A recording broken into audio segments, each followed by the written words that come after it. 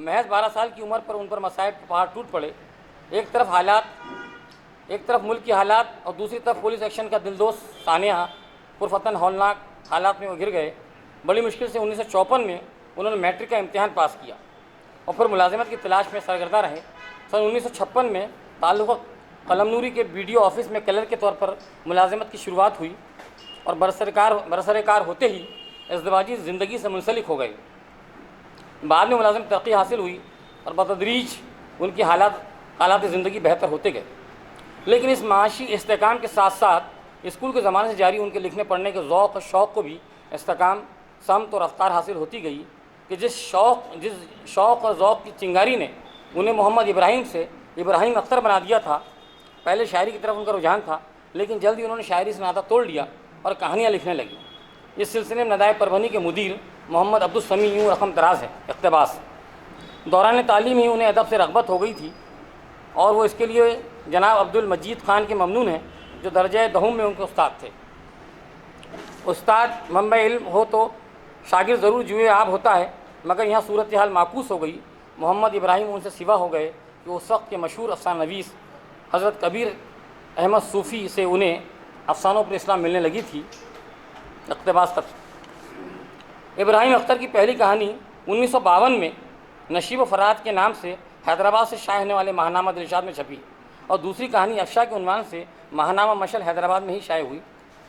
ان اشاعتوں کی دھوپ چھاؤں میں ان کا تخلیقی سفر آگے بڑھتا گیا۔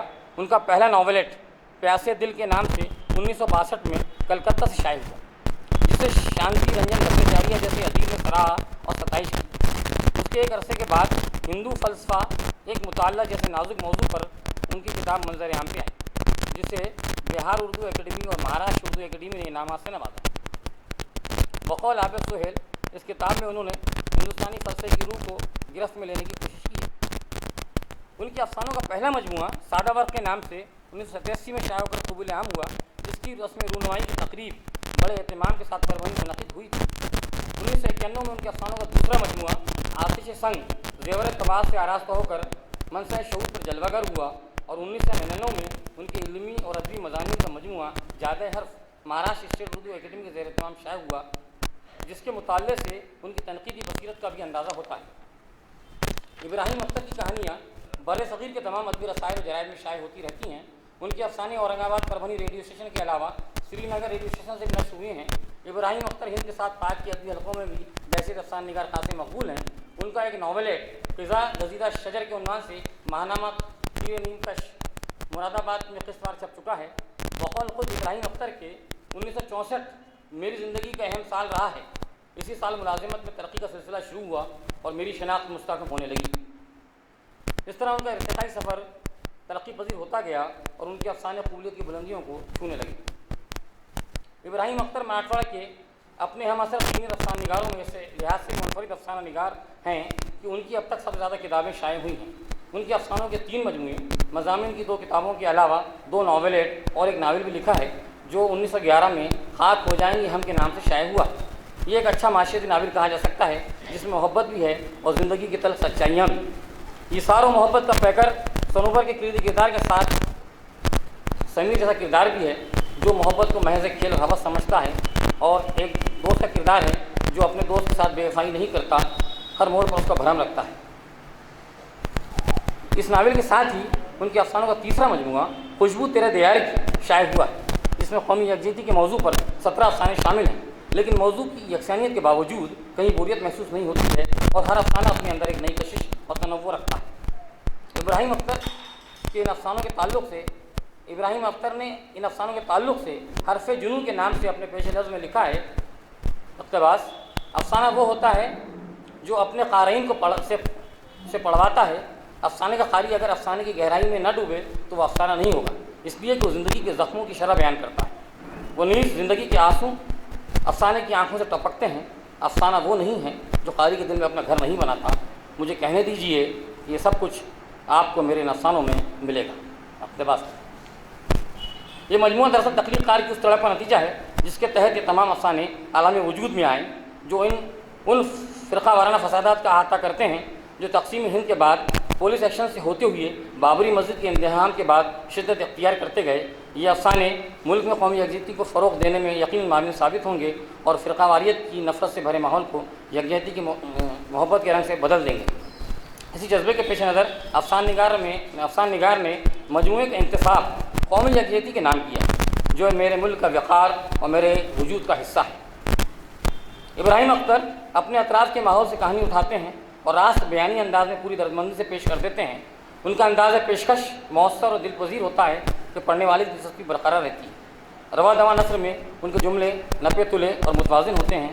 غیر ضروری جزیات نگاری اور بیجا حوالے سے بچنے کی کوشش بھی ان کی افسانوں میں ملتی ہے، جو ان کے گہرے مشاہدے، تجربات اور احساسات کی آئینہ دار ہیں۔ بقول وارث علوی، فنکار ایک اپنی بنی بنائی دنیا میں آنکھ کھولتا ہے اور انہی حالات میں جیتا ہے جن میں دوسرے لوگ بھی جیتے ہیں، لیکن وہ ایک حساس طبیعت اور بیدار ذہن کا مالک ہوتا ہے جو عام آدمی سے قدر مختلف ہوتا ہے اور اسی لیے ان حالات کو اپنے طرز اظہار کے ذریعے تخلیق کرتا رہتا ہے۔ لہٰذا ابراہیم اختر کو بھی قوم اور سماج کے مسائل کا درد مسترب کر دیتا ہے اور اس اضطراب کو وہ اپنے افسانوں میں منتقل کر دیتے ہیں۔ انہوں نے اپنے افسانوں میں کردار کی نفسیاتی ترجمانی کو خوب کی ہے اور اپنے عصر کے حالات کی عکاسی بھی۔ وہیں ان کے افسانوں میں ترسیل کا کوئی مسئلہ نہیں ہوتا ہے۔ ان کے افسانوں کی اس خوبی کے بارے میں آن جہانی سری نواس لاہوٹی نے لکھا تھا، اقتباس: ان کہانی میں ابلاغ و ترسیل کو بنیادی اہمیت حاصل ہوتی ہے تاکہ لکھنے والا جو بات کہنا چاہتا ہے وہ قاری کے دل میں اتر سکے، اس کے لیے بیانیہ انداز اختیار کرنا ضروری ہے، اور ابراہیم اختر نے اپنی کہانیوں میں اس نقطے کو ملحوظ رکھا ہے۔ اقتباس ختم۔ اس کا ایک بڑا سبب یہ ہے کہ ابراہیم اختر ذہنی طور پر ترقی پسند تحریک سے وابستہ رہے ہیں۔ وہ سوشلزم سے بھی متاثر ہوئے اور اس پر کتابوں کا مطالعہ کیا، کارل مارکس کو بھی پڑھا، ساتھ تصوف اور بھکتی تحریک سے بھی متاثر رہے ہیں۔ بقول خود افسانہ نگار، ترقی پسند تحریک نے ادب کے فروغ میں ایک تاریخی رول ادا کیا ہے اور آج کے کرب آمیز دور میں وہ اس تحریک کی ضرورت کو محسوس کرتے ہیں۔ شاید اسی لیے انہوں نے افسانوں میں حیات اور تکنیکی تجربے کیے ہیں، نہ ہی کبھی جدیدیت کے رجحان سے متاثر ہوئے۔ وہ اپنی بنی بنائی ڈگر پر آپ چلتے رہے۔ اس پس منظر میں ڈاکٹر افضل الدین کی رائے بڑی اہم ہے، جو ان کے پہلے مجموعے ورق تازہ کے سادہ ورق کے افسانوں کا تجزیہ کرتے ہوئے لکھتے ہیں: ابراہیم اختر کے افسانوں میں مجھے کہانی کی وہ چنگاری نظر آئی جو 1960 کے بعد جدیدیت کے رجحان کے تحت سرد پڑ گئی تھی۔ ان کے افسانوں پر ہم اثر کہانی کی خصوصیات بدرجہ اتم موجود ہیں۔ اقتباس ختم۔ اسی اہم نقطے کو عتیق احمد عتیق مدیر توازن مالیگاؤں نے ان کے افسانوں کے دوسرے مجموعے آتش سنگ کے فلیٹ میں ان الفاظ میں واضح کیا ہے: اقتباس: ابراہیم اختر کی کہانیوں میں نہ لفظی ابہام پایا جاتا ہے نہ معنویت کی، بس ایک سیدھا سادہ نرم پرسکون اور نہایت مؤثر بیانیہ ہوتا ہے جو اپنے اندر بڑی ذمہ داریاں رکھتا ہے اور اپنے ماجرائی ماحول پر ایک رچاؤ کے ساتھ مرتکز رہتا ہے۔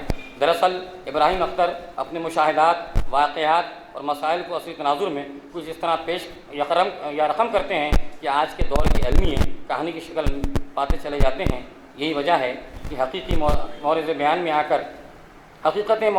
آ کر بھی اپنے کہانی پن کے وصف سے ہمکنار رہتی ہے۔ اقتباس ختم۔ اسی وصف کے باعث بقول جوگندر پال غیر گنجلک، راست اسلوب اور درد مندی نے ان کے افسانوں کو قابل مطالعہ بنا دیا ہے اور درد مندی ان کے افسانوں کا حاصل ہے۔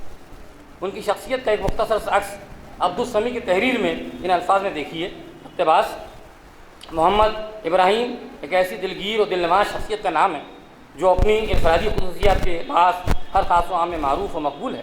حلیم الطبع، سلیم الفطرت، نیک نفس، نیکوکار اور قدر عزلت پسند محمد ابراہیم چرخ ادب پر ابراہیم اختر کے بنام روشن و تابندہ ہیں، بلا شبہ ادب کے سرخین ہیں۔ نقیب حق ایک ایسا پیکر جو ظلم و تعدی کے خلاف تیغ برنا بھی ہیں اور قامہ کی صورت خنجر بکف بھی، اور یہ جہاد قامہ مدت مدید و عرصہ بعیث سے جاری ہے۔ اقتباس ختم۔ قمر اقبال کے لفظوں میں ان کی شخصیت سنجیدگی اور متانت کی چمک نمایاں ہے۔ بہت کم بولتے ہیں اور جب بولتے ہیں تو بہت سنبھل کر اور ناپ تول کر بولتے ہیں، اس لیے ان کی تحریر میں بھی توازن اور مؤثر ہوتی ہے۔ تحریر شخصیت کا عکس ہوتی ہے۔ ابراہیم اختر کے یہاں اس عمل کو بآسانی دیکھا جا سکتا ہے۔ افسانہ نگار و ناول نگار ابراہیم اختر نے بہت پہلے ورق تازہ کے نام سے ایک ادبی سہمائی پرچہ بھی جاری کیا تھا۔ کچھ شمارے شائع ہوئے جو ان کی مدیرانہ صلاحیتوں کے مظہر ہیں۔ یہ سہمائی بند ہونے کے بعد ایک حیثیت اور روزنامے کی شکل میں ناندیڑ سے محمد تقی کی ادارت میں جاری ہے۔